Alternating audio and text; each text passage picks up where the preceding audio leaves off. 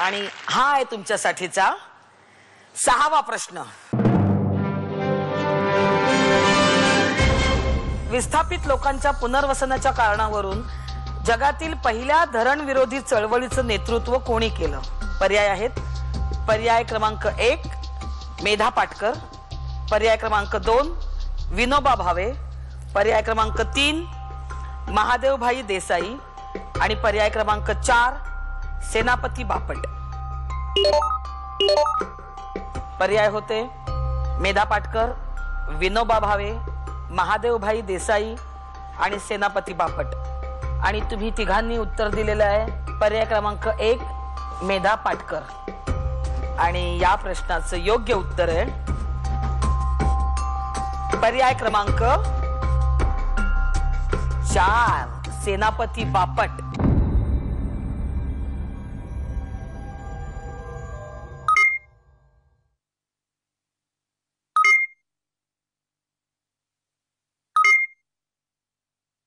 तिघांचे उत्तर चुकलेले आहे, त्यामुळे तिघांच्याही खात्यातून 10% वजा झालेले आहेत। 1920च्या दशकामध्ये मुळशी धरणाच्या विरोधात सेनापती बापट यांनी आंदोलन केलं होतं। आणि यानंतरचा प्रश्न पुन्हा एकदा नशिबाचा कौल, पण त्याच्या आधी सचिनजी काय स्वप्न आहे तुमचं आयुष्यात? स्वप्न एक व्यक्ती म्हणून जन्मलो, एक रिस्पेक्टेड व्यक्तिमत्व म्हणून समाजामध्ये एक प्रतिमा निर्माण ऑलरेडी झालेली आहे, ती तशीच कंटिन्यू करायची आणि एक चांगला व्यक्ती म्हणून राहायचं, हे माझं स्वप्न। तुमच्या घरी कोण कोण असतं? मी आणि मिसेस आणि 2 मुली। मुलींची नावं काय? मोठीचं नाव आस्था आणि छोटीचं नाव कृष्णा। का बरं कृष्णा नाव? कृष्णा नाव त्याचा किस्सा आहे छोटासा एक। सांगा ना। पहिले जेव्हा आस्था जेव्हा झाली 98ला, त्यावेळेस अगदी ठरवलेलंच होतं की आस्थाच नाव ठेवायचं। हो, पहिल्या वेळेला जनरली आपण म्हणजे मला पण खूप इंटरेस्ट होता नाव ठेवण्यामध्ये, पण त्याच्यामध्ये असं झालं की प्रीतीने ठरवलं की नाही ह्याचं सचिन आपण हिचं नाव आस्थाच ठेवायचं। मग का बरं आस्था?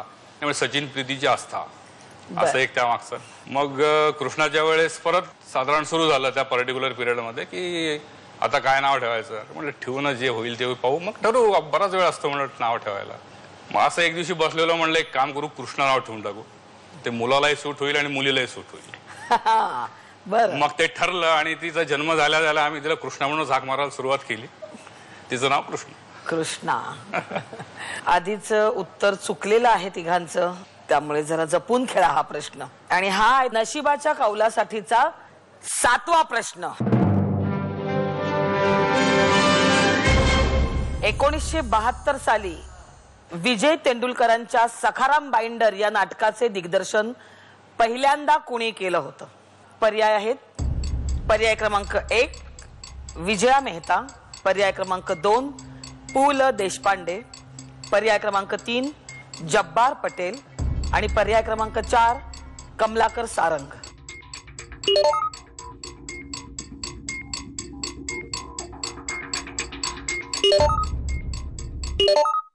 तिघांची उत्तर डिपॉझिट झालेली आहेत। काय सचिनजी काय उत्तर दिले तुम्ही? विजया मेहता। सखाराम बाइंडर बद्दल काही ऐकले वाचलंय? हो, म्हणजे ऐकलंय बरंच काही। आणि दिग्दर्शन या क्षेत्रामध्ये विजय मेहतांचं नाव आहे आणि जब्बार पटेलांचं थोडासा 72च्या पिरियडमध्ये कदाचित पटेल साहेब नसतात, त्या अनुषंगाने मग विजय मेहता। कीर्तिताई तुम्ही काय उत्तर दिलं? मला कमलाकर सारंग वाटतायत। मला दुसऱ्यांदा ह्याच्यात विजया मेहता वाटतायत, पहिल्यांदा कमलाकर सारंग वाटतंय। म्हणजे अच्छा, खात्री नाही असं वाटतंय। बरं, निखिलजी? मला तर उत्तरच नाही माहिती। किती गोड सांगून टाकलं, मला तर उत्तर माहिती नाहीये, पण मी आपलं उत्तर दिलंय। चौथं उत्तर सिलेक्ट केलंय, कमलाकर सारंग। का पण म्हणजे तेच का दिलं? मला दोघांमध्येच कन्फ्युजन होतं, कमलाकर सारंग आणि विजया मेहता। आणि तुम्ही उत्तर दिलंय कमलाकर सारंग। आणि या प्रश्नाचं योग्य उत्तर आहे पर्याय क्रमांक 4 कमलाकर सारंग।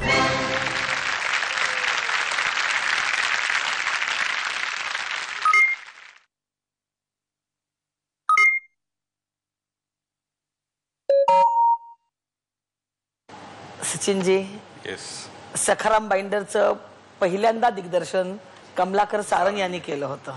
निळू फुले यांनी सखाराम बाइंडरची भूमिका केली होती त्यात। आणि सलग दुसरं उत्तर तुमचं चुकलं, त्यामुळे तुम्हाला हा खेळ इथे सोडावा लागतोय.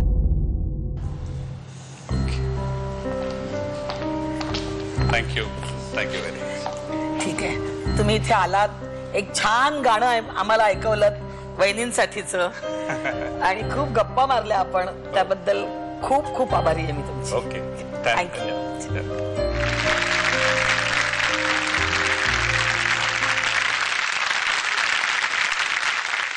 पण आत्ताचा हा नशिबाचा कौल होता आणि सगळ्यात आधी उत्तर दिले निखिलजींनी, त्यामुळे नशिबाचा कौल आजमावण्याची संधी निखिलजींना मिळते.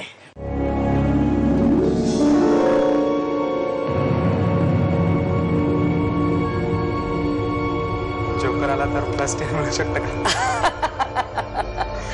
अर्थातच 4 पर्याय उपलब्ध आहेत तुमच्याकडे, म्हणजे अगदी तुमची इच्छा असेल तर पुन्हा -10 सुद्धा घेऊ शकतो. नाही.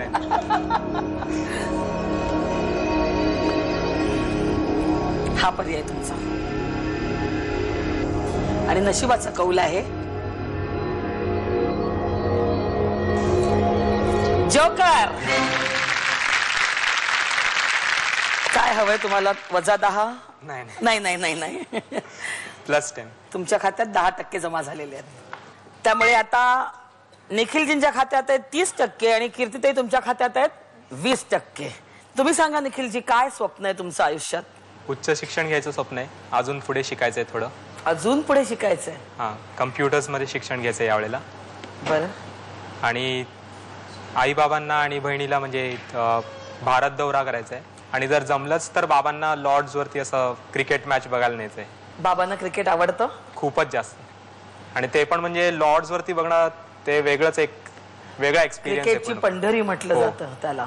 म्हणजे ते नेहमी मला असं सांगतात की मी आहे तोपर्यंत मला एकदा तरी घेऊन जा.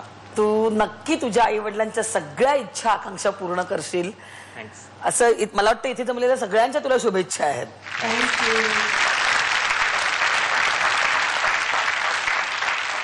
कीर्तिताई, आतापर्यंतचा एखादा काही प्रसंग की ज्यामुळे तुम्हाला खूप समाधान वाटलं?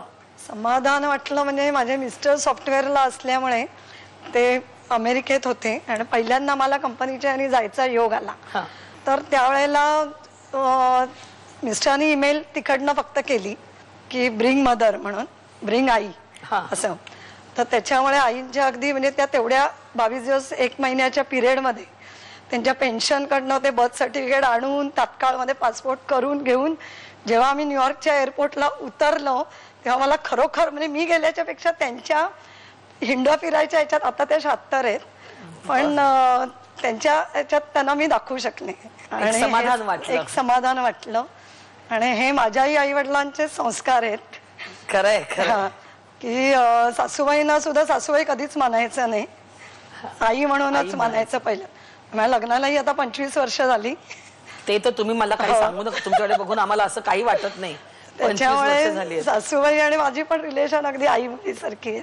आजकाल सासूबाईंना आई म्हणायची पद्धत आहे, पण तुम्ही आता जे सांगताय त्यावरून त्यांनी खरंच आईसारखं तुम्हाला प्रेम दिलं, त्यामुळे तुम्हाला ते मनातून आई म्हणावं असं वाटतंय. आणि मला इथे मुद्दाम मेन्शन करावं असंही वाटलं.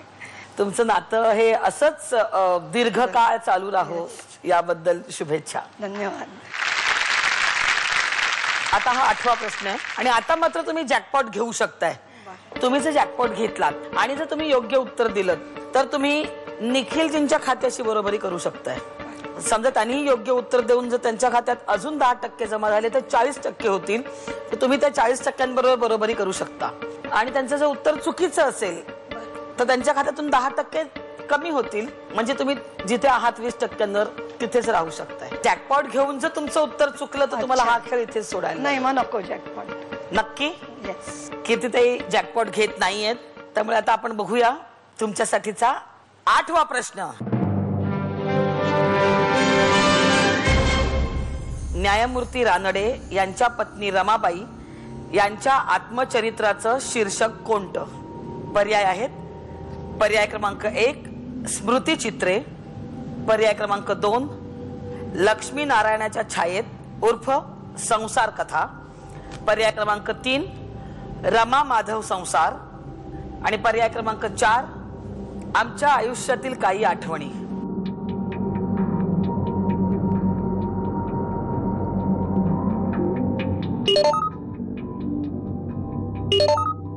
दोघांनी उत्तर डिपॉझिट केलेली आहेत.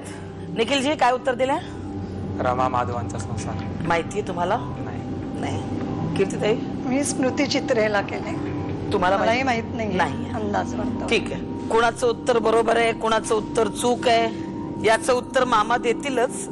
पर्याय होते पर्याय क्रमांक 1 स्मृती चित्रे, पर्याय क्रमांक 2 लक्ष्मी नारायणाच्या छायेत उर्फ संसार कथा, पर्याय क्रमांक 3 रमा माधव संसार आणि पर्याय क्रमांक 4 आमच्या आयुष्यातील काही आठवणी. आणि या प्रश्नाचं योग्य उत्तर आहे पर्याय क्रमांक 4 आमच्या आयुष्यातील काही आठवणी. दोघांच्याही खात्यातून 10% वजा झालेत. त्यामुळे आता कीर्तिताईंच्या खात्यात आहेत 10% आणि निखिलजींच्या खात्यात आहेत 20%. बरं झालं तुम्ही जॅकपॉट नाही घेतला होता, त्यामुळे तुम्हाला एक प्रश्न अजून खेळायला मिळेल. स्मृती चित्रे हे लक्ष्मीबाई टिळकांचं आत्मचरित्र होतं. आधीच्या प्रश्नाचं उत्तर दोघांचंही चुकलेलं आहे, त्यामुळे हा प्रश्न खूप महत्वाचा आहे. तर हा आहे तुमच्यासाठीचा 9वा प्रश्न. भारतात प्रथम श्रेणी क्रिकेटमध्ये एका डावात सर्वाधिक धावा काढण्याचा विक्रम कोणत्या खेळाडूच्या नावावर आहे? पर्याय आहेत पर्याय क्रमांक 1 के.व्ही. भांडारकर, पर्याय क्रमांक 2 बी. निंबाळकर, पर्याय क्रमांक 3 राजा गोखले आणि पर्याय क्रमांक 4 S.D. देवधर.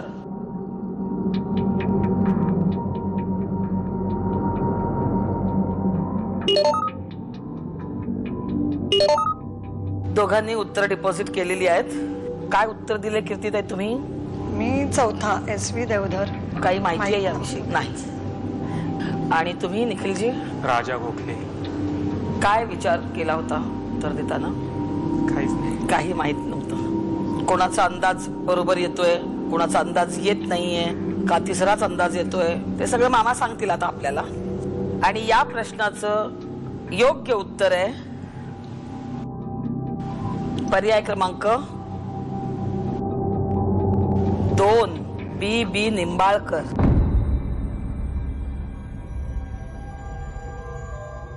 तुमच्या दोघांचंही उत्तर चुकलेलं आहे. मला वाटलं होतं आज या चेकवर कुणाचं तरी नाव लिहिलं जाईल, कुणाचं तरी आज हप्ता बंद होईल, पण सलग 2 प्रश्नांची उत्तरं चुकल्यामुळे तुम्हाला दोघांनी हा खेळ इथे सोडावा लागतोय.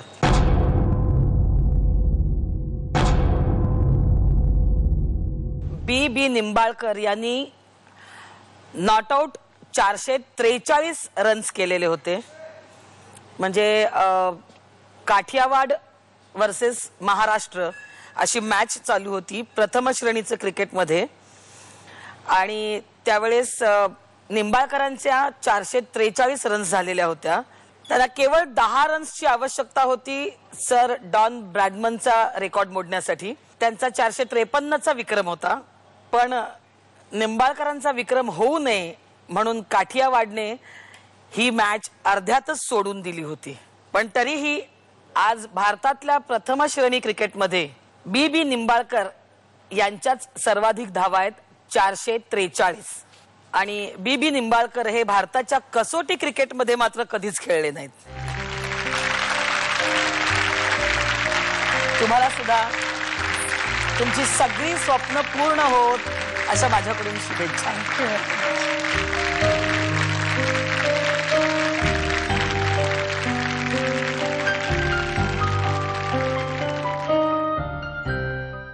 आज जरी इथे कोणाचाही हप्ता बंद झालेला नसला, कुणाचंही नाव या चेकवर लिहिलं गेलेलं नसलं, तरी पुढच्या एपिसोडमध्ये मात्र नक्की कुणाचा ना कुणाचा हप्ता बंद होणार. या चेकवर कुणाचं तरी नाव लिहिलं जाणार. त्यामुळे पुन्हा भेटूया पुढच्या एपिसोडमध्ये. आणि तुम्ही पाहत राहा प्युअर इट हप्ता बंद.